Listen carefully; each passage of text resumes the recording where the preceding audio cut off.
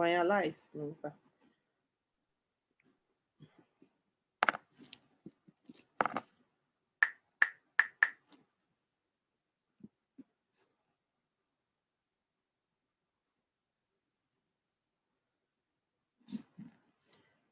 Okay, thank you very much. Sorry for the lateness, but we are here, and I'm here with my special guest today, and we are going to have a wonderful lesson. If you just join us, thank you, and if you come on, share. My name is Catherine Kujo, popularly known as Key Mama. Today, I have my special guest. Maybe he might be a new person to you, but as you stay with us and learn something about him, you might know that, oh, this is the man that I have heard about him. People talk about him. He's a very wonderful, wonderful man. Okay, once again, my name is Catherine Kujo, Key Mama. You are watching Key Mama Show. And this show is about education that we learn in all aspects of life. It's everyday's life. So please, like I said, do us a favor and share this video because you will learn something from it. You can even see the caption. That is something that you need to know. It's no one other than our Ni Taiwa Okuraja Kone. If I don't pronounce the name right, I will hand over to him for him to do all the tricks that you're looking for. Sometimes, pronunciation is very challenging, but hey, forgive me because I'll hand over to him for him to tell us, about himself, what he does, where he's coming from. You can see that he is not a yesterday born. He is a real Nean, and he is the executive director of the African Diaspora History Library, a project of the Nile Valley Foundation, and also published of the Nile Valley Foundation. The book. And this man is an activist. Don't mess with him. So over to you, sir, and welcome once again to Key Mama Show. Yes, thank you very much, and it's such a pleasure to be here on a Sunday morning. I believe this is our church service. And I'm very happy the sermon that you have chosen for today, knowing that we are in the season of celebrating the 400-year history of people of African descent across the world. And the theme for our conversation is the diaspora connection to the motherland. It is quite appropriate. And let me also salute our diaspora communities around the world. Greetings to all the African diaspora around the world on this very special occasion, celebrating Black History Month. Peace be unto you wherever you might be. Nothing brings Africans together as Black History Month, because this has become our new faith and our new gospel. And in the Americas, 400 years ago, the first group of Africans landed in Virginia. And 152 years ago, Abraham Lincoln signed the Emancipation Proclamation. And 52 years ago, Dr. King called out at the Washington Mall and said, I have a dream that one day sons of slaves and sons of slave masters will sit at the table of brotherhood and sing to the old Negro spiritual. Free at last, free at last. Thank God Almighty. We are all free at last. 12 years now since the first African American president was elected in the United States of America. 12 years later, the first Black woman as the vice president of the United States of Africa, or United States of America. And I am encouraged in the midst of all the hardship that there's a glimpse of hope for people of African descent. And the African American stands on the top list of how we are going to collectively achieve a full freedom for all peace-loving people around the world. Okay. I want to take the opportunity also to extend my special greetings to African Americans, because your courage, your resilience, and your tenacity has kept Africa on the world map. And I thank you and I salute you. Thank you very much, Ni Connie. Before we continue with our conversation, in remembrance of those who fought for us, who paved the way for us, the slaves who died, who sacrificed themselves to the voyage of America, here we are enjoying the fruit of their labor. Amen. We have to remember them. So I would like to say with this flute. So please, let's give some few seconds to listen to this.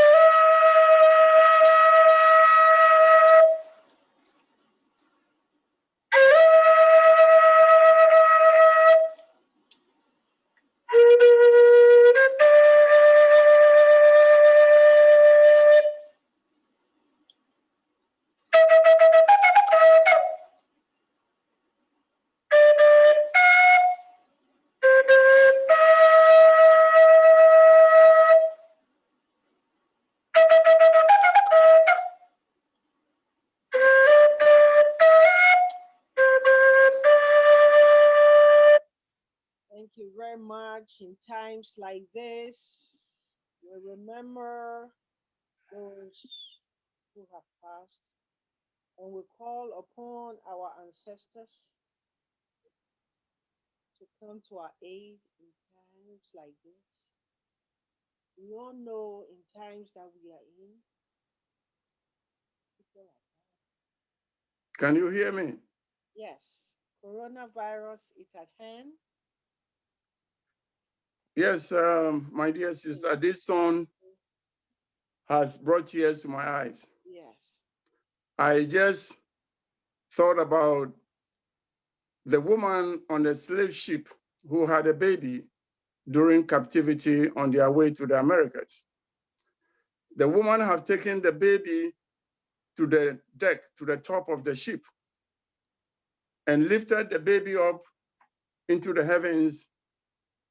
And her words then was, Father, you've given me this baby as a blessing, somebody who might be a king to my village. But here I am, taken as a captive to the new world. God, as an African, we never refuse a gift because a child is a gift. But the woman said, God, forgive me. For this one time, as an African, I'm going to refuse this gift, because if this child is going to suffer as I am suffering in the deck or in the stomach of the sheep, then God take this baby back. The woman went on and threw the baby boy almost into the mouth of the sharks. And when I heard that song, that funeral dirge, solemn sound of Ghana, it brought me to that particular story, that a woman gave a son who could be the chief or the king of the village to the sharks.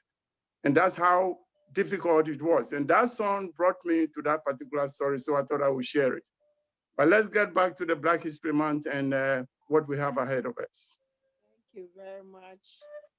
And I think the timing also is right for us to remember that as we celebrate the Black History Month. Before we dive into our conversation, can you please tell us more about yourself a little bit, here and there, so our viewers and listeners will really get to know who you are before we get into our conversation? Oh, you put me on the canvas now.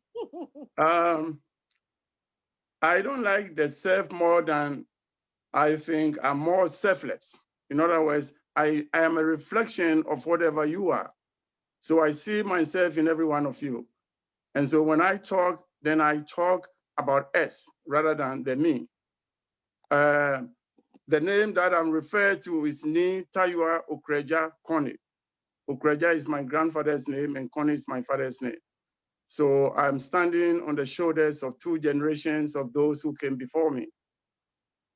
I am the executive director of the Africa Diaspora History Library here in Western Canada, Alberta, and also an organization called the Nile Valley Foundation. I also do publish a magazine called the Nile Valley Magazine, which is a global magazine, especially produced on behalf of the Africa diaspora globally. So this is who I am, and this is what I am. Thank you very much for the nice introduction.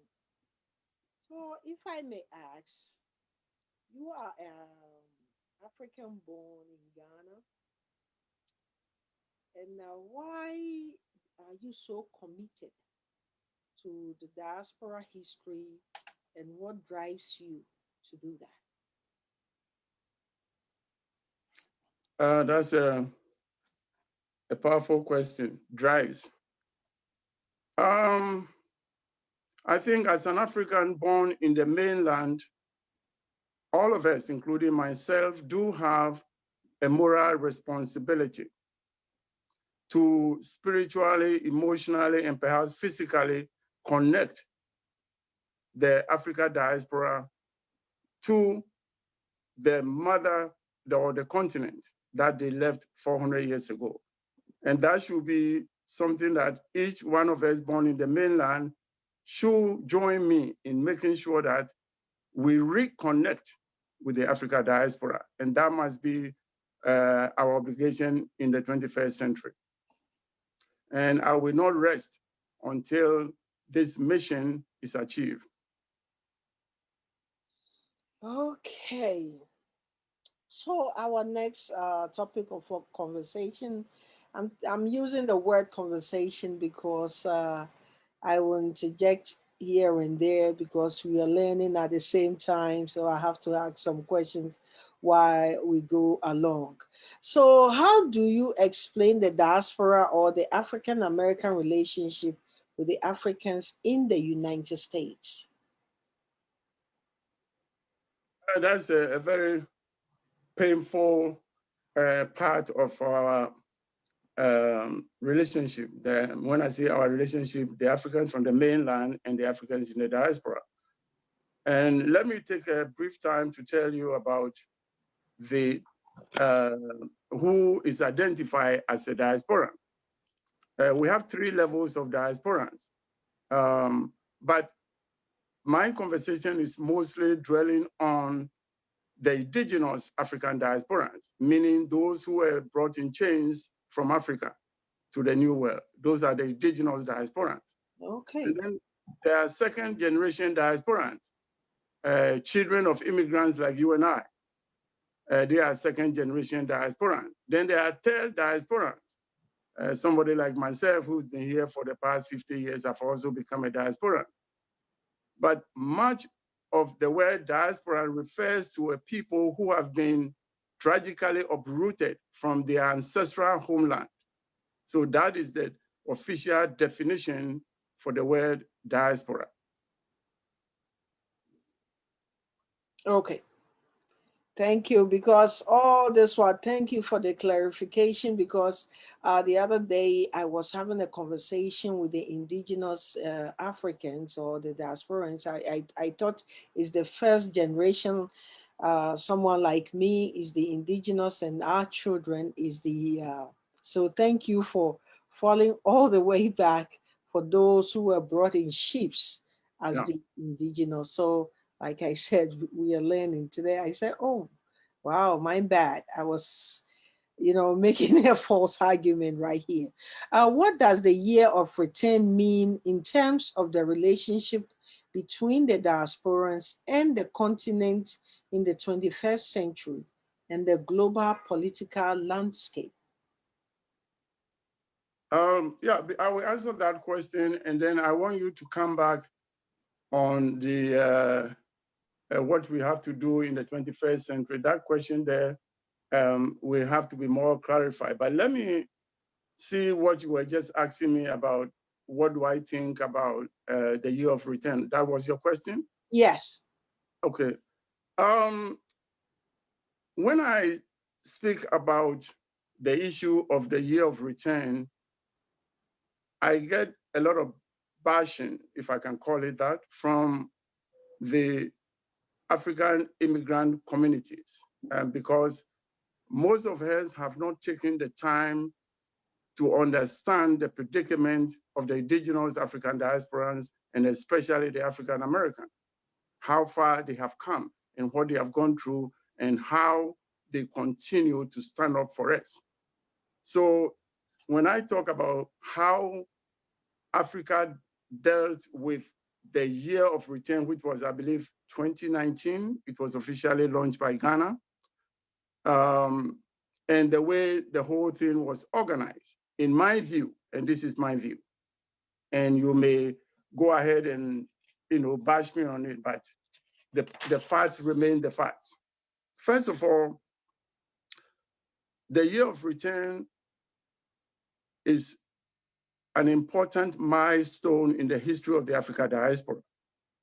It's 400 years, and some people refer to a prophecy in scripture about God saying that we may be taken to a strange land and serve a strange people, and promising that he will at some point redeem us and return us to our former glory.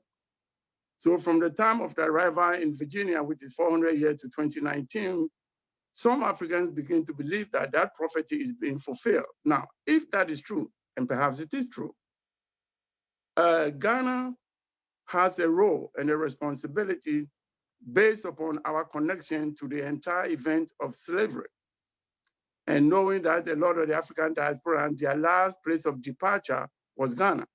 So there is a connection and there is a responsibility that we as Ghanaians must stand up.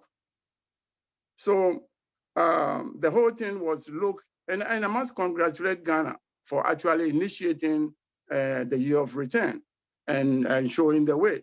But there were certain things that we took our eyes off the ball. We look at the year of return in a more commercialized sense. In other words, calling out for people to come to Africa and invest. We're not looking for investors. We're looking for brothers and sisters that were taken away 400 years ago. And they are coming home. It's not a commercial event. It is a spiritual and emotional event that I do not think that somebody coming back home for the first time as a brother should pay $400 a night in a hotel, a 5-star hotel in Accra or Ghana, anywhere in Ghana, to stay there. Now, the average African American, the average diasporan from the Caribbean, from South America, from anywhere on the planet Earth, coming home is emotionally traumatized from the trauma of the transatlantic slave trade. And coming home to reconnect with her roots, she have to pay $300, $400 a night. Where are you? Hello? And so, as an African, I am the son of the most hospitable people on the planet Earth. So if I have to come in before you continue, you don't agree that they have to go home and pay $400 a night to stay in an hotel. So what are you trying to say? Can you please break it down, because I don't get that area. Okay, let me break it down to you. As an African, traditionally, every African home have a room reserved for visitors, a towel, a bed sheet, a morning robe, and even special plate. This is our culture. Because and it's scripture that welcome the stranger who come to your door and treat them well, because this is who will sing your glory. So if these brothers are coming home and we are expecting a total stranger from Birmingham, Alabama, arriving in Accra because there is a call out for the year of return, and then we are expecting that person to go and leave commercialized hotel and then come back here and thinking I will come back and invest in these people. Is that what you're telling me as a Ghanaian or as African? So what I'm saying to you is that if Osajifu Dr. Kwame Nkrumah were to be alive, every Ghanaian will welcome an African diasporan into their home and live with us and to see our tradition, our culture, our food, our way of life. And they will come back singing how I love Africa. But when they stay in the hotel, who are they going to relate to? The workers? And then we're talking about how much money we have raised in millions. I mean, you commercialize the whole event. So that is totally wrong. If I as an indigenous person coming back home, the lost child coming home, and then you are catering for movie stars, you catering for rich people. Who are you catering to? We are as strong as the least of us. And those who are passionate about Africa, we haven't seen them yet. So that's my piece on that whole return, that it has to be done properly and welcome these people as our brothers who are coming home and initiate them into our culture and stop the commercialization of the year of return. That's my piece. So in our language, they say Sankofa. Konye kwano no ako no jadie jeshan refi now Sankofa and yaboni. So in this case, so we can continue this year of return shouldn't be a one-time touch, because I remember that they come up with another theme saying beyond the year of return. What do you say about that? I think, are you reading my mind somehow? Maybe. Because only yesterday here in Western Canada, the Nile Valley Foundation and the Africa Diaspora History Library launched the Decade of Return. So it's going to take us about 10 years to completely come to the realization that the African diaspora has finally returned, and we are putting on his kente cloth for him or her. And so we have 10 years to work out the details of our return, the significance, the impact, the emotional, the spiritual aspect of this have to be worked out. And we could do that, you and I, and everyone else, by having conferences so that the indigenous Africans can engage the indigenous African diaspora and see how we are going to work this thing out and take the commercialization out of this whole thing. So I will initiate series of conversations, of forums or conferences so that we can get to know exactly what the indigenous diasporans expect from us. And we will be there to do it for them and to meet them royally to their mother's home. Yeah, thank you very much. And I think this is part of the education too. and we are trying to correct things to take out or limit the commercialization that we put in the year of return. So when our brothers and sisters get home to Africa, we welcome them in our homes as stated. And I think they will rather have a good experience because, for instance, if I've never been to Africa and you took me to a five-star hotel, I haven't experienced anything. No. So I think the correction will be made, and I know they are listening to us because this station or this platform goes far, and correction will be made. And I hope our brothers and sisters back home in Africa will open their doors to our indigenous African Americans that are returning home. They will open their doors to welcome them home instead of them staying in a commercialized or decorative hotel and stuff. So that money uh, will help really, really those in need back home. So as we moving forward, There is a question, Key Mama, you asked earlier yeah, about moving forward in the 21st century, right. and what would you like to see happen I thought you between were the trying to escape that, so I didn't yeah, want to bash you on no, that. no, no, because I love the framing of that question, Right. in the 21st century, because that is where we are at, COVID-19 century. And Mhm. how do we adjust to doing things, realistically, and knowing that this is almost the final call? Hope not. But anyhow, yeah, so that question was quite sticky. And I want to speak specifically to the African, indigenous Africans, or those of us who are born in the mainland. One of the missing, missing links to a viable African diaspora relationship is Africa's failure to send to the diaspora communities ambassadors who are sensitive to the diaspora racial situation and willing to make contact with the diaspora leadership, other than the occasional head of states who come into America or England or Germany and purposely on government business, and therefore doesn't go to the ghettos to meet the indigenous African leaders, African diaspora leaders, to have communication and say, brother, what's up? How are you doing? Tell us, what you're going through. Let me share your pain and your agony. Let's see how we can work together. But Africans, diplomatic call comes into the new world and they come and do business on government level. Mhm. But that's not the way it's supposed to be. So if you remember Osagyefo Dr. Kwame Nkrumah when he first visited America after Ghana's independence, Mhm. and what makes him a leader in Africa is one word that he said that you and I connect to, and that is the independence of Ghana is meaningless unless it is linked with the total liberation of all African people. Now that is profound. So I cannot sit home and say, oh, I'm okay.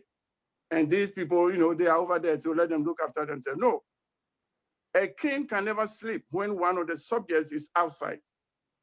Then you are not a king. So what my call would be is that African countries must begin to have a dialogue. We must begin to connect with it. It is not their responsibility to look for us. We must look for them. Right. So I am calling on Africans like myself, you and I, to begin to connect and understand and relate and know what the indigenous diasporans across the world are going through, because they have kept Africa on the world map. Without them, and I remind you, when Africa was struggling for independence, the African American was standing for us. They were engaged and they were praying. But when they are struggling, you never hear a word from an African head of state. No, they are on their own. We come here and live here, we do things. Every African community have, the Ashanti organization, the Equiapin, the Ghana Dangwe, the Ewe, the Hausa, everybody have organization. Do they invite these people to come among them? Do they connect to them? Do they share their culture with them? Do they recognize them? What organization do we connect with within the African indigenous communities? No. We come here and live our life, forgetting that These are the people who pay for us the freedom to go to any school of our choice.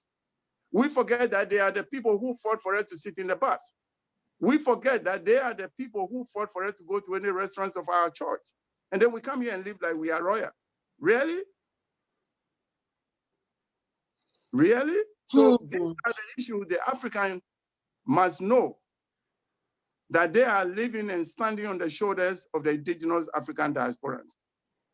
And so we must know that they are a piece of us. Until we put all these puzzles together, Mother Africa will never sleep.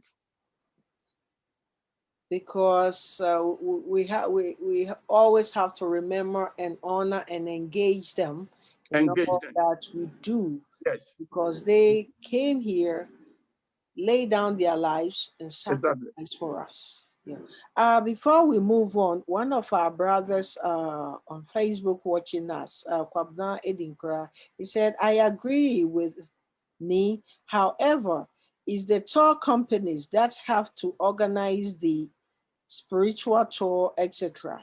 Different type of tour. I organize homestay tours to Ghana, education tour, and so there is a homestay tour. Okay, so what I think he's trying to say is that individuals, tour organizers should organize a homestay tour. So the year of return shouldn't be like a burden that the organizers, which is the Ghana tourists, that to put a burden on the people at home, Ghana, that hey, open your doors, the Africans, Americans are coming and let them in, but rather individual organization or the tour companies should organize that homestay tour. Do you agree with them? I must congratulate the young man for his effort. And let me tell you that in 1978, I chartered a plane with a group of African Americans from New York to Ghana by the airline, I think it used to be called Air Afrique. And there were about 300 of us who visited Ghana individually. So there are individual responsibility, but nations need leadership. When it's coming from the top down, the ordinary people will also mobilize themselves. But if you don't have leadership, then individuals like myself or this young man's capacity to doing what he's doing is very small in terms of what we can do as individuals. But yes, individuals also have responsibility, but the government must be able to create that atmosphere where we both accept our responsibility to make sure that when these people come, we show them our best behavior and our best culture. Thank you very much. So as we're moving forward, what advice will you offer to Africa and the African diaspora, and what are your final thoughts? I believe that we have our job cut out for us, because much of what is going on in our continent and elsewhere is the lack of knowledge and the lack of understanding in terms of our role and our place in history and our political connectedness, that there is a commonality. We are all linked to the same thing. When you say racism, there's no African racism and African diaspora racism. It's the same thing across the board. Mm-hmm. So when we realize that we have a common enemy, we have a common ancestry, we have a common lineage, we must be able to collaborate in all our little efforts so that it can be more impactful. And sharing our stories is knowing it. To know me is to know my story and how far I have come. So there is a danger in a single story when people perceive you from a negative point of view, that you come from the third world, a dark continent, people without a belief system, people who are just consumers. But when you begin to tell people that, listen, my ancestors created philosophy, my ancestors created empowerment, my ancestors created science, language, and begin to stand up and tell them who you are, that I'm not just a consumer, I am part of world civilization and I made a contribution. So these stories are important. The story of the African diaspora and how they have changed the entire world. They have become the moral conscience and the role they play in music, sports, science, creativity, sports, you name it. So we have a history. It's not just slavery. It's a history of change. It is a history of empowerment. It's an enduring history. And I want every one of you, if you are a parent, share this story once a month with your family. Engage them as to who you are. And we will see that we are all connected as one people. And there is something, if I can see it here, an African American who created the Black History Month.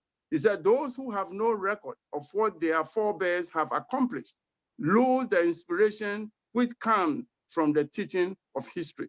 This is a guy called Dr. Carter Woodson, who developed in 1926 the celebration of African American history, which have now become Black History Month. So what my call out today is, please, parents, families, engage your children in Black history.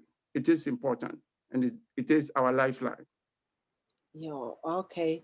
I know I said give your closing remarks, but I just wanted to drop this in quickly. I just want to take you from the diaspora a little bit and take you to our motherland, Ghana. Mm-hmm. Um, Nowadays, when you go to motherland, Ghana, you see the parents not speaking our native tongue, but rather speaking English with their children. Do you think it's a good way to raise our kids to not to speak our native tongue, but rather to fall on English and the native tongue become the second language to them? Because we are trying to connect our brothers and sisters in the diaspora, do you think that's have effects on that? Is it the link to it? In terms of the diaspora link, it's not about language, because our body is even our languages. So we have body language. So we can connect to who relates to you or who a piece of you without even language. So yes, but to specifically address your question, which is families now speaking English, I look at myself as an African born in Ghana. So that statement goes across Africa, Nigeria, Ethiopia, Sudan, everywhere else. People are gravitating to this language called English. But I remind you that in Africa, when you are born, there's one thing that connects you to your land. So um, a person's connectedness to a land is based upon two things: your name and your language, because that connects you to ancestral homeland, because from the land comes your language. And the land is a piece of you, which is through creation. So once you forget the language and the name, which is the struggle for the diasporans, and that's why the first thing that was taken away from them when they arrived here, if you remember, their names. And so on that point, in Ghana or everywhere else in Africa, globally though, we hear the word say mother tongue. Why do we call it mother tongue? In other words, the language your mother will speak to you when you enter this world. Usually, it is the local and traditional language. So as a matter of fact, the word mama comes from that word. The first word most children will mention when they come into the world is mama. That's why Africa is the only continent referred to as Mama Africa, because out of her came everyone else.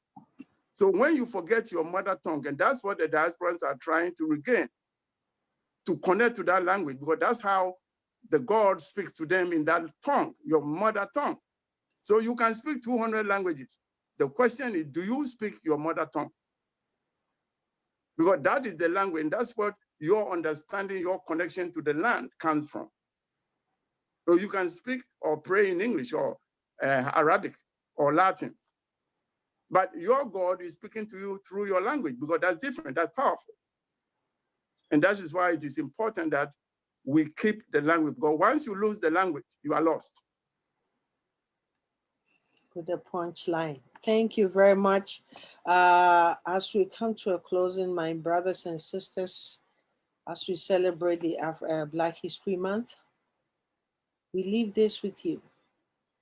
Never forget your mother tongue, because once you forget that language, you are lost. So this is the reason why our brothers and sisters in the diaspora, they are returning home to find their roots. So how come you that lived and stay on motherland, Africa, you are throwing away your own language? I leave you with this thought. I want you to think about it and ask yourself, 2 years down the road, when my children grow up, how are they going to remember you, what you have done to them? Thank you very much. And thank you once again, Nikone. Thank you so much. You're I welcome. know that this will be an ongoing education that you will bring to us on Key Mama Show. And God bless you for this wonderful enlightenment that you have brought to all of us. And I know that we will have a wonderful feedback, and we look forward seeing you again. God bless you once again, and God bless our motherland, Africa, and God bless America. Thank you very much. It's a pleasure. Thank you very much. Thank you.